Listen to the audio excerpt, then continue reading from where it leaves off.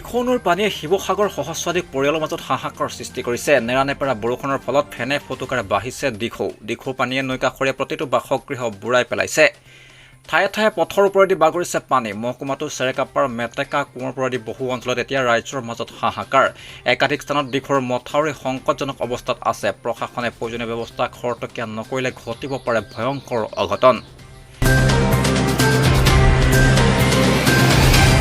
দিখৌৰ পানী বাঢ়ি অহাৰ ফলত শিৱসাগৰ নগৰৰ লগতে ৰংঘৰ তলাতল ঘৰলৈ আহিছে ভাবুকি। ইফালে নাজিৰা মহকুমাটোৰ দিখৌ নদীয়ে সংখ্যাৰ ৰূপ ধাৰণ কৰি বিস্তীৰ্ণ অঞ্চল প্লাবিত কৰিছে। আজি দিখৌৰ জলপৃষ্ঠ কিছু হ্ৰাস পাইছে যদিও এতিয়াও সহস্ৰাধিক লোকৰ ঘৰ-বাৰী পানীৰ তলত। দেওবাৰ দিনৰ পৰা হঠাৎ উফন্দি উঠা দিখৌৰ জলপৃষ্ঠ অস্বাভাৱিকভাৱে দ্ৰুতগতিত বৃদ্ধি পাইছে।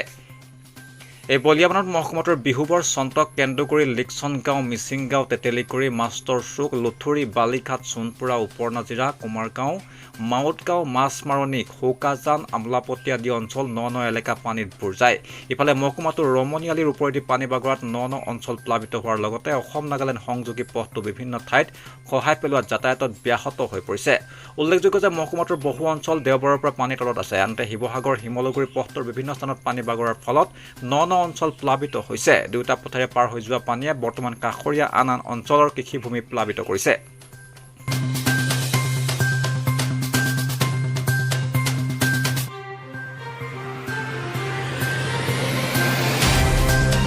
এই বানত মহকুমাটোৰ 8খন ৰাজহ গাঁৱৰ 5,000 লোক ক্ষতিগ্ৰস্ত হৈছে। বানৰ ফলত খাদ্য সামগ্ৰী আৰু খোৱা পানীৰ অভাৱো ঘটিছে।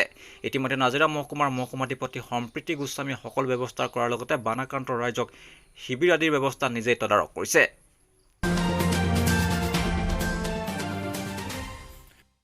বৰ্তমান দিখৌ বানে সংখ্যাৰী ৰূপ ধাৰণ কৰিছে। এই বানে শিৱসাগৰ নগৰলৈ ভাবুকি কঢ়িয়াই আনিছে।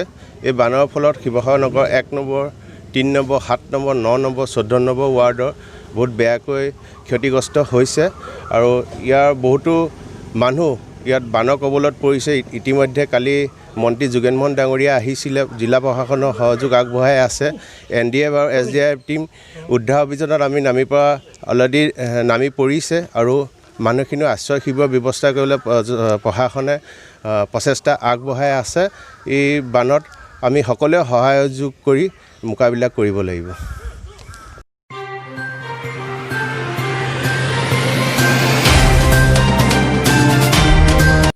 আনহাতে শিৱসাগৰ জিলা উপায়ুক্ত শিৱসাগৰৰ বিভিন্ন বানপীড়িত অঞ্চল পৰ্যবেক্ষণ কৰিছে।